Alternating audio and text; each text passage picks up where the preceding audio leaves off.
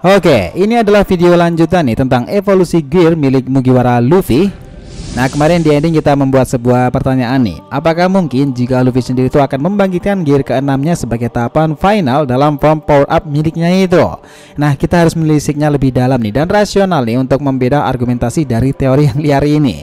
Kita tahu pola kekuatan dalam perubahan form milik Luffy ini selalu linear naik, dan jika sekarang Nika berada dalam mode tertingginya sementara lawan besarnya pemerintahan dunia belum dihadapi sama sekali, kami pikir nih gear kelima saja belumlah cukup.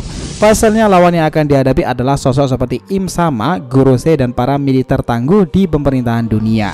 Ya, jadi masalah sekarang akan seberapa berkembangnya nih pria yang dijuluki sebagai God of the Sun ini. Dan jika benar cerita dalam altar Skypiea itu, jika ada 4 dewa yang terhubung, maka kekuatan biasa saja tak akan berpengaruh pada dewa lainnya. Harus ada power yang lebih besar dan kuat nih yang bisa membuka kunci potensial sang dewa matahari ini.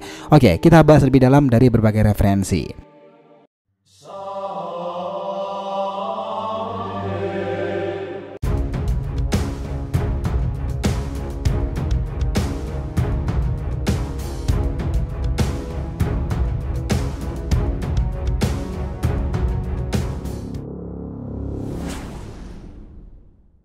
Yo nakama, DRT Mediatif, welcome back again.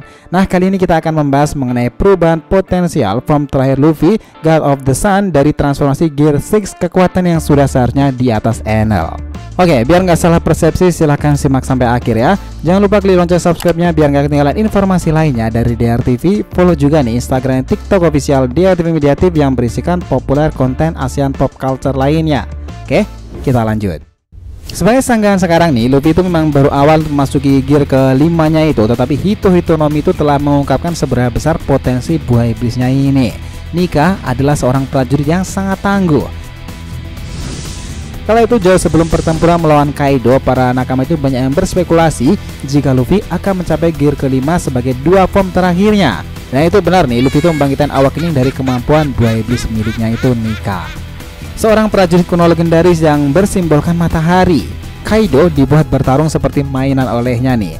Nah, kita bisa melihat bagaimana Luffy yang berubah bak raksasa. Ingat ya, bak raksasa yang mencengkram tubuh Kaido dengan tangan kosong itu dan mengayun-ayunkan naga biru itu, dan itu adalah sungguh sesuatu yang mustahil jika tidak karena awakening buah iblisnya sendiri.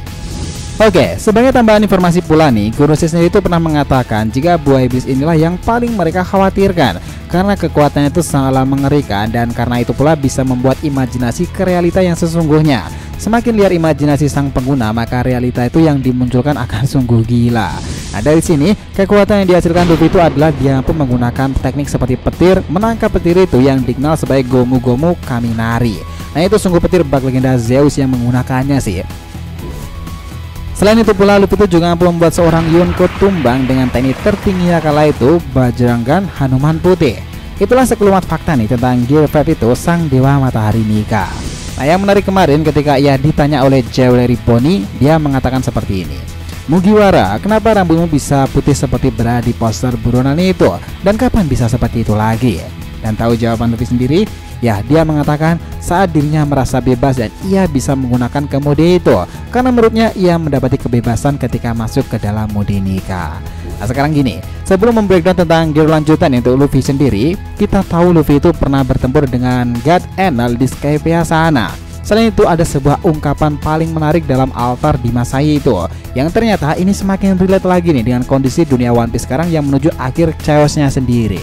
Ingat pesan itu nih, ilustrasinya itu berbunyi seperti ini. Nika bukanlah satu-satunya entitas dengan julukan sebagai God alias dewa di universe One Piece sendiri. Dan untuk memecahkan teori ini kita perlu jauh mundur ke belakang ke Art Skypiea itu, tepatnya saat flashback dari Nolan dan Kalgara yang terjadi 400-an tahun yang lalu. Jika diperlihatkan dalam panel itu ditampilkan akan adanya sebuah upacara pengorbanan yang dilakukan di sebuah prasasti atau altar. Di adegannya ini ada beberapa dewa yang disebutkan namanya, mulai dari God of the Sun alias dewa matahari, God of the Rain alias dewa hujan, God of the Forest alias dewa hutan, serta yang terakhir nih, God of the Land alias dewa bumi. Nah, jika menarik panjang nih cerita One Piece sendiri yang banyak berlatarkan peradaban serta mitologi dewa-dewi Olympus seperti Zeus, Poseidon, dan juga Hades, serta nih dalam ranah primordial sendiri ada Uranus sebagai nenek moyangnya. Maka bagaimana jadinya nanti jika cerita One Piece itu sendiri sebenarnya memang menampilkan dewa-dewi itu tadi. Dan dari keempat dewa yang disebutkan, satu nama yang sebagai aktor protagonisnya adalah God of the Sun. Mungkin dia ini referensi nih dari dewa matahari Ra itu. Nah, jika disangkut pautkan lagi nih dengan peradaban Mesir dan Alexandria sendiri, karena Nefertari itu dan juga Alabasta juga terhubung ke sana. Nah, kala itu pun Husu juga pernah bercerita tentang sosok yang dikenal sebagai Sun God Nika itu. Dia pejuang legendaris yang dikatakan hanyalah mitos belaka, yang dikenal sebagai sang dewa matahari. Berdasarkan informasi yang disampaikan mantan agen Superpol ini sendiri sebagai bentuk ancaman yang paling nyata untuk pemerintahan dunia. Nah, sekarang jika dihubungkan ini semakin relate lagi nih. Luffy itu pada dasarnya pernah berhadapan dengan God Enel. Dia adalah makhluk yang mengaku Tuhan dan memiliki kekuatan petir bervol-vol tingginya itu dan tegangannya. Nah, yang menarik dalam wujud nikahnya kemarin di gear 5-nya itu, Luffy itu bisa menggunakan teknik halilintar bahkan menangkapnya, seperti yang dilakukan oleh God Enel. Apakah dengan ini Luffy sudah mencapai tahap tertinggi dari sebutan God of the Sun? Kami rasa sih belum. Pertemuannya dengan Dr. Vegapunk nanti tuh bisa jadi akan membuka tabir nih bagaimana sistem kerja Boyri dan awakening Luffy sendiri. Banyak para fans yang berspekulasi pula nih tentang kemungkinan Luffy ini masih akan memiliki satu perubahan power up dari puncak kemampuan form gear miliknya itu, dan itu adalah Gear 6. Nah, tahu kenapa alasan logisnya?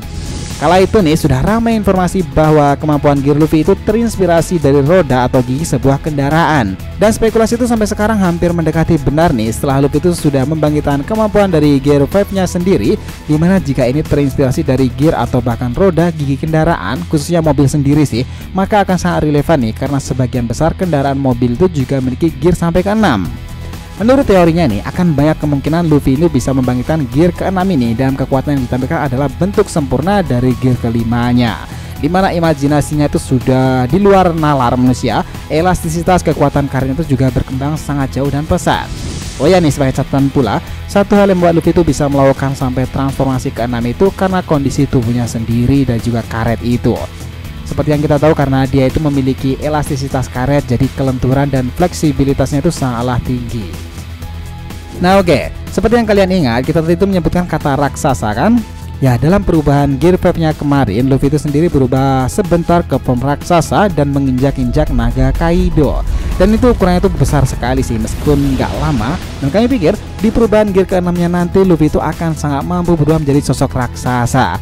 Karena kita tahu pula Joy Boy sendiri itu konon dianggap sebagai makhluk yang berukuran sangat besar di era kerajaan kuno. Dan ketambahan di era ini, kru Mugiwara sendiri itu juga relate kaitannya nih dengan Elbaf, di mana Hajirudin dan kru lainnya mungkin sebagai clue dari Oda bahwa Luffy sendiri sebagai komando pertama nih dari pasukan aliansi Mugiwara pada akhirnya bisa berubah ke wujud raksasa pula.